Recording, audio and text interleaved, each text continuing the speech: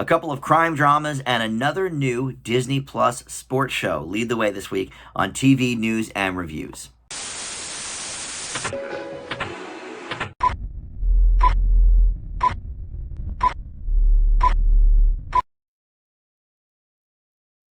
Hey everybody, Dan here. This is Dan Reviews It and TV news and reviews for the week. We're going to talk about Mare of Easttown, a show near and dear to my heart as it takes place in my hometown of Delaware. Well, home area, I should say, of Delaware County. Cruel Summer over on Freeform, and Big Shot on Disney Plus, starring John Stamos, among a few other shows. We've got 6 new shows to talk about this week, but those are the biggies. Let's get first, though, to the TV news. On the renewal and cancellation slate, not much to talk about, but another NCIS show getting renewal. They just roll these out like once a week now. I guess we get a new NCIS renewal. Last week was the original coming back for season 19. This one is NCIS LA. That is the one with, I believe, LL Cool J and Chris O'Donnell, and that is coming in for season 13. And then, of course, they also have that new CSI or NCIS Hawaii show coming on this fall on CBS. So nothing to talk about there. That's it. That's the one renewal I have for you. Let's go to odds and ends. Some interesting stuff in there to talk about this week. First of all, the Kelsey Grammer and Alec Baldwin show on ABC that I was talking about months ago is not going through. It was given a series commitment, but after ABC executives saw the pilot, they said, thank you, no, we're good. And it must have been pretty bad then, because the network then, since it gave a series commitment, has to pay out some serious penalties to at least the 2 stars and maybe the executive producer. So the pilot must not have been so hot. But 20th Century TV is going to continue to shop it around somewhere. And what's interesting is the show was bought for ABC under previous ABC Entertainment president Carrie Burke, but she is now at the helm of 20th TV. So obviously she's got faith in this show, and she's going to continue to shop it around. 20th TV doesn't have any streamers, though, like, Universal has Peacock, Viacom has Paramount Plus, ABC has Disney Plus, obviously. So I think they may hit a dead end there, but both of the talents are already committed to other projects anyway, because Grammer has the Frasier reboot, and then Baldwin, he hosts Match Game on ABC, but there's another new show in the pipeline for him. I believe it's either for a streamer or for one of the pay networks like Showtime or something. But so they'll be just fine. But I was intrigued about this show. I love both those guys. Okay, up next, Roku is going to rebrand the Quibi library. I don't think I actually mentioned this back in January when this happened, but the Quibi, of course, failed last year. It only lasted, I think, 8 months, maybe not even. And I was a subscriber, and I watched, other than the first week when I reviewed stuff for you guys, the only thing I watched was the Reno 911 reboot. But I learned in January that Roku bought the whole library, and they still haven't put it up yet, but now we figure out why. So they're going to rebrand all of those shows as Roku Originals. And so they still haven't debuted them yet on their channel, but they're going to. And Roku is free. It's ad-supported, but it's free. So if you have a smart TV, if you have, like I have a Fire Stick, I was able to get it from that. And obviously if you have a Roku, you can get it. And so that is going to be their new sort of heading. So any new shows that they produce for their channel will fall under that Roku Originals banner. I thought maybe they would brand it something else, like Quibi on Roku. But I guess at the end of the day, you don't really want to. You don't want people to know, oh, this is a Quibi show, because that thing failed. But one thing that's really cool is they're going to not only put all of the shows on there. Now, they didn't buy like the news shows that like expired after 2 weeks, any of that stuff, but all these scripted shows and the unscripted shows that were entertainment based and not news based, they bought. But not only that, there was like 15 shows or something that were completed and never even went up on Roku. Or on Quibi rather, and Roku bought all of those too. So, fans of, some of these people, I mean, they had really big names attached. I was definitely excited about some of these upcoming shows. Will Smith had one, where he like featured up-and-coming comics. There was the Steven Spielberg one called Scary Stories After Dark. And they just never saw the light of day. So I'm glad that they're coming back. So yes, if you have a smart TV, if you have a Fire Stick, you can download the Roku channel for free and just watch the ads on it. All right, next we're going to talk about Jeopardy, because this is something near and dear to my heart. I've watched every week at least 1 or 2 episodes since Alex Trebek has passed, and sometimes the whole week if I like the person. But LeVar Burton is finally getting his shot to host Jeopardy. There was a big online campaign to get him to host. Obviously, he is huge with, imparting knowledge on people with the Reading Rainbow stuff. And so there was a big fan campaign. And so the producers, now maybe this was in the works already, who knows, but the producer said, yes, LeVar Burton's going to host. He's going to be hosting July 26th through the 30th. One thing that's really actually nice about all these guest hosts is that we're going to get new Jeopardy episodes all through the summer. Usually they do summer reruns, and maybe there's like a Tournament of Champions or something like that, but they have decided to just go with these hosts all the way through, which is awesome. So so far, I feel like maybe I should do like a ranking when it's all said and done. So far, the worst by far has been Dr. Oz. I hate his nasally voice. Not that I'm really one to talk, but I'm not on national TV here. But also, I don't trust him as a person. Like, he seems like a snake oil salesman. He's had a lot of sort of run-ins with things like that. So, not a fan. But I didn't like his hosting either. He was pronouncing words wrong. But Ken Jennings was great. The producer, Mike Richards, I think it is, was great. Katie Couric was good.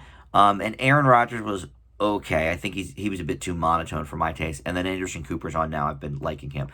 So still to come, in addition to the ones they've already announced, like Mayim Bialik and Sanjay Gupta, they've announced the last batch of hosts. And these guys are only going to get a week each. Everybody so far has gotten 2 weeks. Ken Jennings got 4, maybe even 5. But so we'll have Good Morning America's George Stephanopoulos and Robin Roberts. I don't think they're hosting together, but they're both going to be on it.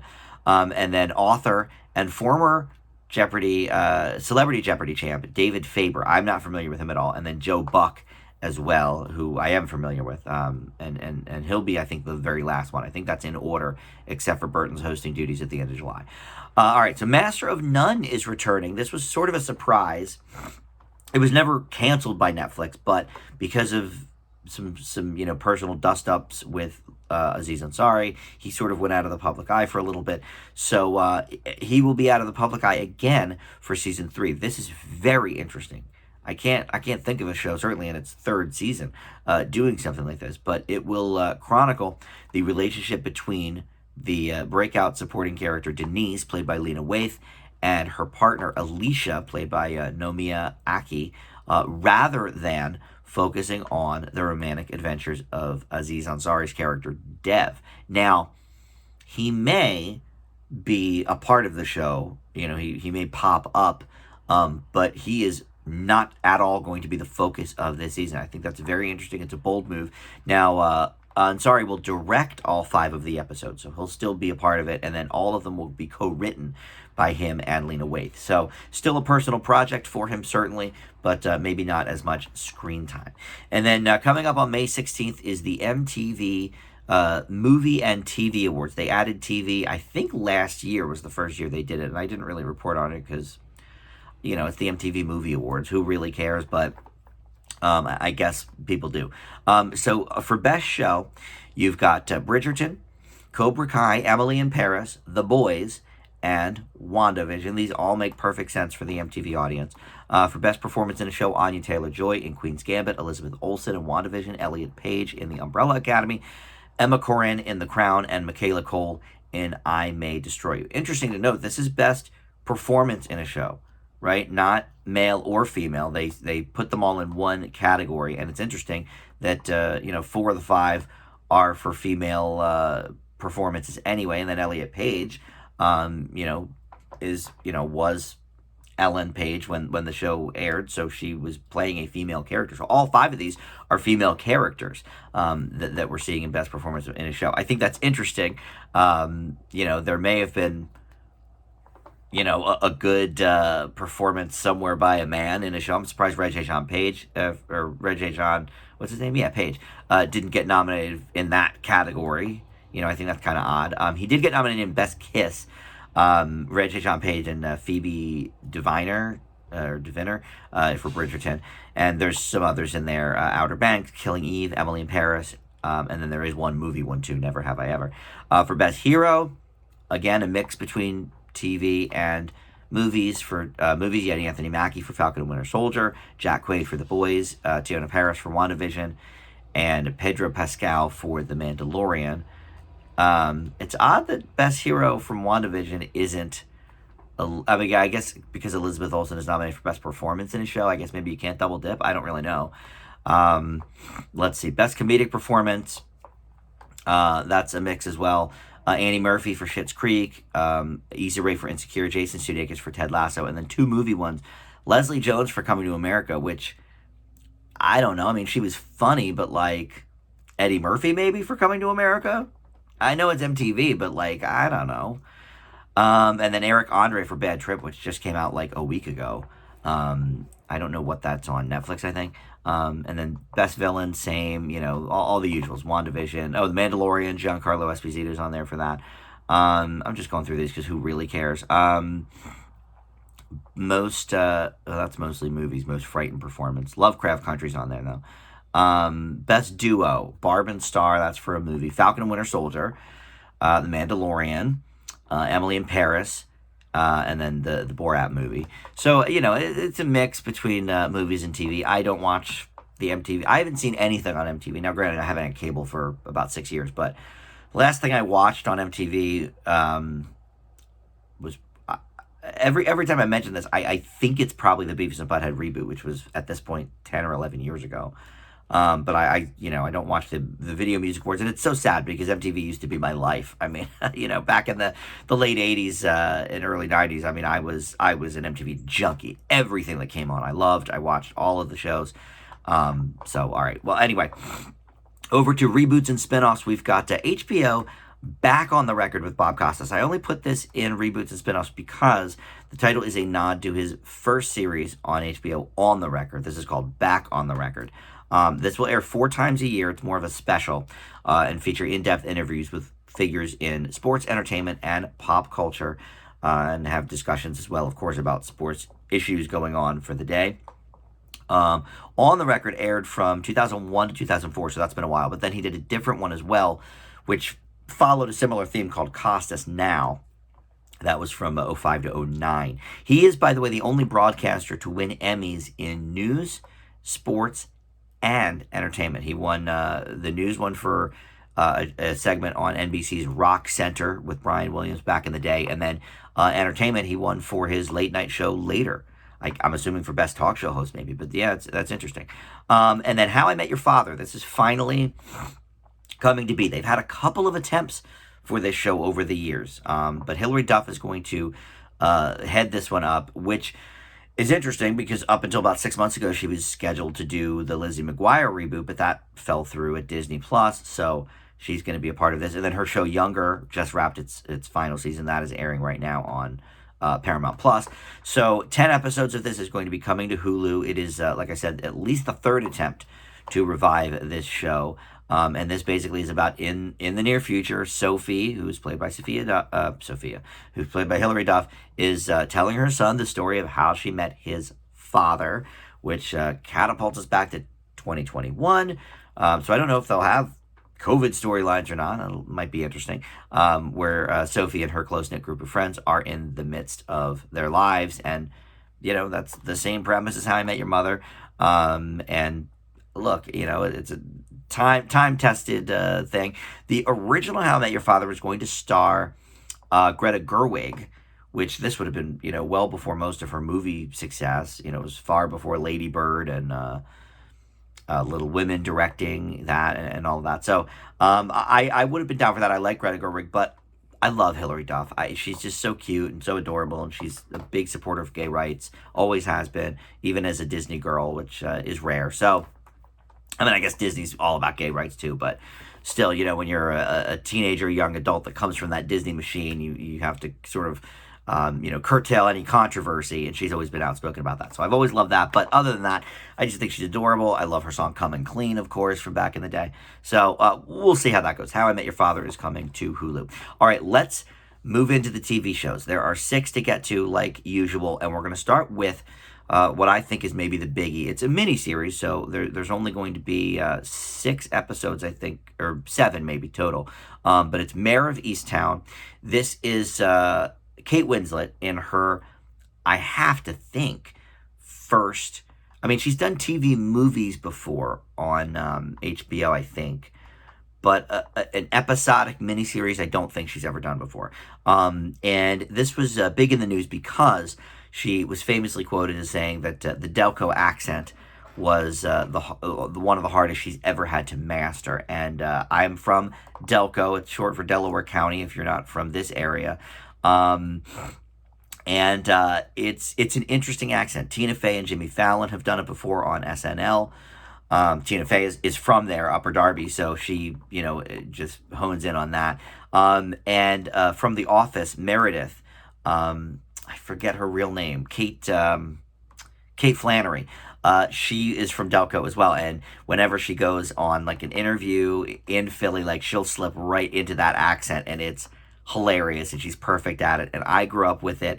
I assume so. I mean, I broke it sort of when I got into radio years ago. I used to still say wooder, and then I was like, okay, well, I got to break this if I'm going to be in the radio, not in Delco. So I had to sort of train myself to do that. But anyway, that's a more personal story. But that's sort of my point with this show. It is sort of a personal tale to me, not the storyline, which is about her being this detective trying to solve a local murder, perhaps several local murders, whilst trying to keep her own personal life from falling apart. I don't really relate to that specific part, but they mention real places. They mentioned Ridley, which was like one town over. That was our big football rival in my town.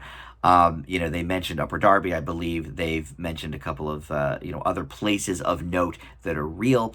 And then the accents. A lot has been made about Kate Winslet's accent. My good buddy Tim, who comes on the show a lot, or my channel a lot, I should say, he mentioned to me that Winslet just would go in and out of the accent, like a snap. Whereas everybody else on the show had to just stay in that mode the entire time they were shooting because they were afraid of losing it. But that's what a master Kate Winslet is. She just goes in and out. And I think she did a fantastic. I don't even think I could do it. And I spent 18 years of my life in that town. I don't even, it's like a longer O. Whatever, but this show also stars Gene Smart, Julianne Nicholson, Evan Peters is in it for a little bit, Angourie Rice, some names that we know, but and what's his face? Speaking of The Office, the guy that played Roy on The Office, David Dedman, he's in it a little bit as well. Okay, enough of my Delco history, but it is interesting that I'm able to watch it through a lens that many people across the country are not. And that is sort of to see how real I feel like it is, how authentic I feel like it is. And boy, I mean, they nailed it. The setting is fantastic. Now, it takes place in present day, so it's not anything I grew up with. That may have even made it more personal if they were doing it like in the 90s or something. But, Kate Winslet is one of the greatest actresses, I think, of our times. Titanic is one of my favorite movies, and yes, she's great in Titanic, obviously, but she exceeds obviously far from Titanic, as we've seen in Revolutionary Road and The Reader, and 100 other things that she's been in. And she just, every single character is so completely different, so nuanced, and we get that here too. And what is so interesting about this show, and sometimes I complain about this, so it can go either way. It's, how it's handled and written. But this show actually has quite a slow burn for a show that's only going to last 7 episodes. I did not do this one last week because I wanted to watch the first 2 episodes of this. And because it's on Sundays, and usually do my reviews on Tuesday or Wednesday, so I'm like, well, if something premieres over the weekend, unless it's something that I don't think needs a second, if it's like a sitcom or something, I can probably do with one episode of that. But this show, I really wanted to kind of sink my teeth into because of that Delco connection, and because I love Kate Winslet, and because she just doesn't do TV that much. So what drew her to this? And I'll tell you what it is.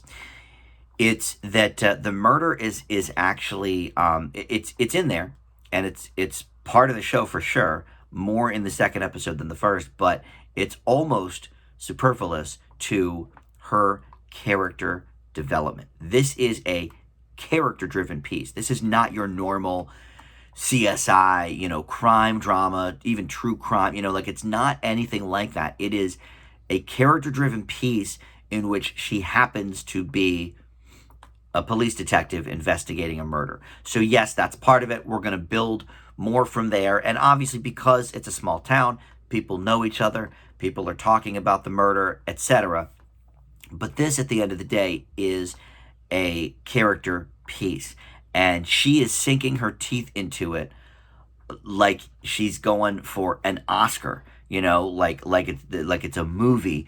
And I do believe I don't know what else is coming out this year, obviously, but she'll certainly be nominated for an Emmy for this role, if not win it. It's easily one of the best things I've seen all year. I'm glad I waited till the second episode, though, to review it, because the second episode dives actually a little more into the murder, and it gives us a better, probably, balance between the murder and the character stuff. But even from that first episode, I was hooked. It's hard to give a definitive grade on something like this after just 2 episodes, because it does depend on how it's going to wrap up and stuff, and that's why I don't usually dole out a ton of A's on this show. But having seen 2 episodes out of 7 means I've seen about 20% or something, or maybe even more than that, 25% of the entirety of it. Which is, a lot more than 2 episodes of a 20 episode season or something like that. So look, this grade may change the further we go into this show, but for now, I think Mare of Easttown's probably the best thing I've seen all year. So I'm going to give it an A. Let's talk next about Cruel Summer. This is another murder mystery. This one is over on Freeform, and this is shown more, it's certainly character driven too, but a lot more to do, I think, with the murder. But it's also a big mystery, because there's a lot of things that we don't quite know, even in the first 2 episodes of this. And so we see the same day in 3 separate years in the first episode. It's June something or other, 26 maybe, in 1993, 94, and 95. And it's all about this missing girl, Kate Wallace, played by Olivia Holt. And the fact that she's played by somebody may indicate that she is not missing for the entirety of this series. But I won't go into any more detail than that, because then we get into spoiler territory. But we've got newcomer Chiara Arela, as this girl whose birthday it is on this date that we're taking place in. She's, a bit of a nerd at first when we first meet her in 93, but as we go through the years, 94, 95, she basically takes over Kate's life after her disappearance, starts dating her boyfriend, starts becoming popular, etc., and leaving her old friends in the dust, who include Harley Quinn Smith, Kevin Smith's daughter, who I normally hate with a vengeance in the Kevin Smith movies, but surprisingly, she's actually okay here. So maybe it's that her dad can't really direct her that well. Hard to say. Or maybe, those scripts aren't that great either. That could be. But this is very, very interesting, the way this is handled. Now, the first episode, it does get incredibly jarring, jumping from year to year, because realistically, people don't change that much from year to year. Now, they're in high school, so yes, okay, in 93, she's got braces. Then she doesn't, and then she changes her hair, and okay, fine, it's fine. But they want, obviously, the same 3 actresses to play the people, so they have to set it just 1 year apart, so it's believable that they're still the same characters. I really sort of enjoyed the way this is showing us now. Episode 2 was a different day in those same years, but they keep going back to these different years. It's a little bit of whiplash, certainly in that first episode. You don't quite know, what era you're in immediately sometimes. And we also, because of the way the mystery is unraveled, that first episode, we generally don't know anything that's happening. We know that this girl disappeared, and we see the kids sort of getting, we get to know them a little bit in 93 and their camaraderie and da-da-da-da-da. But because of the way that the show is set, it can be a little bit confusing and mystery laden, but that's the point. It is a mystery show, so I didn't necessarily mind it. But I'm glad, again, like Mare of Easttown, I'm glad I watched that second episode to give me a little more context into sort of where they're going with the story. The story itself, you could say, is maybe a bit generic. It's a murder mystery, teen murder mystery. We've seen missing girl stories all the time. I think there are things to be said possibly about the teenage experience here. I think this is right in Freeform's demo, though, which is 14 to teenage girls to like 34-year-old women. I think that's sort of the demo with their shows like Grow Nation, The Bold Type, and stuff like that. I think this falls right in line with that, and that older age of the demo, the people in their 30s, are going to really enjoy the 90s nostalgia factor here, because the set design and all that stuff is very meticulous, I feel like, for this show. It does get, a bit soapy like some of the Freeform shows do, and the acting is not going to be, super great here. But the Harley Quinn Smith, I have to say I was a bit shocked by that, because usually she's terrible. And then the other girls that I don't know, Olivia Holt and Sierra Aurelia, were pretty good as well. I think this is a very interesting show, one to follow. I don't know, it's not set as a mini series, it's set as a series. So at the end of episode 7, I don't know, do they do a season 2 and focus it on different people? I'm not quite sure. Episode 1, okay, I just pulled it up. Episode 1 was June 21st on all 3 of those years. Episode 2 is June 26th of all 3 of those years. So episode 3, I guess we'll go further in. So maybe, a week apart, a few days apart, but it's going to be the same day of the year each of those years. And I think it's an interesting concept. So I leave Cruel Summer with a B+. All right, Big Shot is up next. This is on Disney+, and I got to see the first 2 episodes of this as well. I didn't purposely wait on this one, just I had other shows to get to last week. So I was like, all right, well, great. I'll get to watch the first 2 of this one then. It's John Stamos starring as Marvin Korn, who is a basically disgraced basketball coach in the college circuit, who now has to coach at Westbrook School for Girls, which is a high school. And he's not quite down with it. But look, some people pulled some strings and got him in there, and you've got Yvette Nicole Brown as the dean of Westbrook. She's always good. And then some other people maybe we recognize, but most of the girls are newcomers. And now the other, like the assistant coach, is played by Jessalyn Gilsig, maybe, and she played the wife of Will on Glee. So I knew her a little bit from that. She's done, I'm sure, other things. That was a long time ago, but she sort of is cold to Marvin Korn at first, but by the second episode, really starting to warm up to him. And this is another in the the Disney sort of sports series, because we've got The Mighty Ducks, which is brand new as well. That's only aired, I think, 3 or 4 episodes so far. We just reviewed that one, and I enjoyed that one a lot. But look, Disney's known for their family-friendly sports movies, so why not do some programs as well? And this was created, interestingly enough, by David E. Kelly, who usually goes more into, more intense fare. He's doing Big Sky on ABC right now. He did Picket Fences. He did Boston Legal. He did Ally McBeal. So, more adult-themed shows. But I actually, I think, whatever his involvement is here, I think he did a good job. Brad Garrett's also one of the creators, too, from Everybody Loves Raymond. I think this is a great vehicle for John Stamos. However, we've seen this character from him before. the hard-nosed adult. I know exactly what I'm doing. Trust me, I know what's best for everybody. Oh, and I have an estranged child who, I think she's 13 or 14, who, doesn't really like me that much, we don't get along, because she barely knows me, but she wants to know me, but I'm keeping her at a distance. We've seen that trope a lot before, but we've seen specifically John Stamos doing that before in his series Grandfathered over on Fox. Now, in that case, he had a child he didn't know that he had, but when he meets him, he's like, well, I want nothing to do with this kid, the whole thing. And he was hard-nosed there as well. He was like head chef of a restaurant, so he's like, I know best. So he's basically doing a revamped version of that character. But Stamos has the charm. He's always had charm. I'm not a Full House fan, but I think everyone can admit John Stamos has charm. He's an attractive dude. People are drawn to him, and I think that helps in a role like this. But really, it's his interactions with the girls that has made this show something to watch. And in the first 2 episodes alone, we see a lot of stuff on the court. We see some games. We see a lot of practices.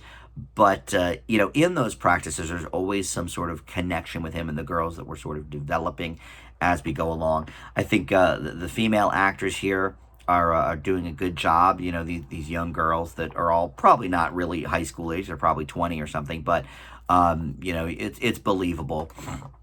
And what's interesting is a few of them, not all of them, of course, that would be too hard, I think, for the first couple episodes, but a few of them have very distinctive personalities, and we're getting to know them as individuals, not just, okay, the basketball team versus, Marvin Korn, or versus other teachers at the school that don't want the basketball team to continue, etc. And so, look, there's some generic things here. I don't think this is quite as good as that Mighty Ducks show, but I'm pretty happy to see this. I'm not a sports fan. I never watch sports, but I like sports movies and I like sports shows for some reason. Maybe because I like the drama involved rather than just watching the game for 4 hours or whatever it is. So I'll certainly be adding this to my watch list. But I think that Stamos character is a little too worn for me. But I've enjoyed these first couple episodes. I leave Big Shot with a B. Next is Who Killed Sara on Netflix. This actually came out about a month ago, but I don't really do like a lot of the foreign language stuff just because Netflix has so much that basically until something pops on their top 10 week after week after week, then I will explore it. And Who Killed Sara is still in their top 10, and it's been out, I think, a full month now. What was the date on that? March 24th. Yeah, so over a month. So I thought I would give it a go, and because I'm watching 2 episodes of all the other shows this week, I watched 2 of this one. There's 10 total because it's Netflix. And this follows the character Alex Guzman, who is fresh out of jail, and he is hell-bent on finding who killed his sister Sarah 18 years ago that he was framed for. He did not commit this crime. Someone else did. And so he is going to get revenge on those that he believes carried out this crime. He is played by Manolo Cardona. And this is your typical telenovela. One thing that Netflix really has brought to America that most places have not been able to. Now, Univision, of course, which is the all-Spanish language channel, that has been able to do it a bit. But in terms of for English speakers, I'm not sure. In Netflix, because it's so easy to just turn on the subtitles, I think we're able to be exposed to a lot more things because of that. However, the downfall of that is we're getting caught with, a lot of sort of generic things because that's what sort of goes through. That's what sort of becomes popular. Is the most watered down type of thing, and that's sort of what this is. Now, I will say it becomes less about the murder and the titular question, who killed Sara, than it does about these characters, the families, and look, I know I sort of said that was a positive of Mare of Easttown, but that's because the characters are nuanced and interesting there, and here they're just fairly generic, and then of course because it's telenovela in nature, which translates to soap opera, I guess. Soap acting is by nature over the top, over dramatic, overdone, all of that sort of thing. And we find that a lot here in Who Killed Sara. I will admit that the central mystery is intriguing. I do sort of, I might actually finish this show. I mean, it's not a negative grade, so it's not super shocking that I might finish it. But at the end of the day, do I need 8 more episodes of this? I'm not sure. But I may watch another 1 or 2 and see if I'm still sort of intrigued by the mystery. But the overacting, I mean, it's a classic soap opera feel and look and all of that. And that's okay. Look, this is how Spanish language, networks got their name, is by the telenovelas. And so I haven't seen too many. I've seen, pieces of them here and there. I've never followed one. And because I think they go Monday through Friday, like our soap operas do, like in the daytime, like General Hospital and stuff. So look, this is a bit of a mixed bag for me overall at the end of the day. I didn't hate it though. I do think it's got some intrigue. So I'm going to leave Who Killed Sara with a C+. All right, next we've got Frank of Ireland. This one is a 6 episode season, and it stars Domhnall Gleeson, who we know from so many things. I mean, he's been, movie actor. He's done a couple of TV shows, but he's one of the what are the redhead kids on Harry Potter? He's one of the Weasleys. He's been in, so many great movies that I've enjoyed. Brooklyn, Ex Machina. So I like him. And then his father, Brendan Gleeson, is just fantastic in everything. And he actually does show up in this for 1 episode for a cameo. Well, it's not a cameo. He's part of the story, but it's only 1 episode. But anyway, this is 22-minute episodes. So I just decided, you know what? I'm just going to binge the whole thing. I'm going to watch all 6 episodes. It took me 2 hours, and it was less than 2.5 hours. So, not sorry I did it. This is a very, very bizarre show, though. So him, Domhnall Gleeson, and his real-life brother, Brian Gleeson, play brothers here, who, Frank is Brian Gleeson. He is, unemployed, lives with his mom. He's a bit of a man-child. And then he wants to be the singer-songwriter. It's not really happening. But all he does really is manipulate his friends and family, to do things for him. And then he has his best friend. Apparently, I thought they were brothers like they are in real life. But apparently, no, he's actually just his best friend. So I stand corrected on that. But his name is Doofus, which is way too on the nose, personally. He works at the local convenience store or whatever, grocery store. This is a very Irish show. It's set in Ireland, and everyone's very Irish in it. And that's part of the jokes a little bit is how generically Irish can we be. This show is sort of this new wave, and I would say maybe Always Sunny started it, maybe even Seinfeld before that, I guess. But of sort of these so-called lovable losers, they never really win, but they always try to get one over on everybody. And the humor comes at the expense of people. It's cruel humor, and I think it works in some spots and not in others. I love Always Sunny in Philadelphia. I love it. But that's because they all lose at the end of every episode. I think that's sort of the show's charm, is that, yeah, you could root for them and think that they're funny, but at the end of the day, they're all idiots, and that's proven time and time and time again. Here, it's a little bit different because Frank does actually get things over on people. He actually, succeeds in some aspects. But at the end of the day, he's also still a loser. But I'm glad I watched all 6 episodes, because the last scene of episode 6 actually comes back around to episode 1 in something I did not see coming. It's a bit interesting in that regard.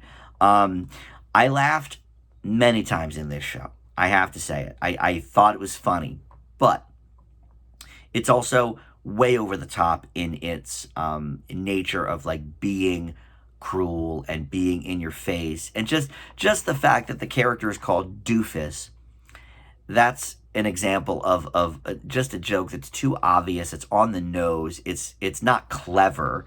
Oh yeah, we called our character Dumbass. Okay, well, that's not really his name. Oh no, that's his name.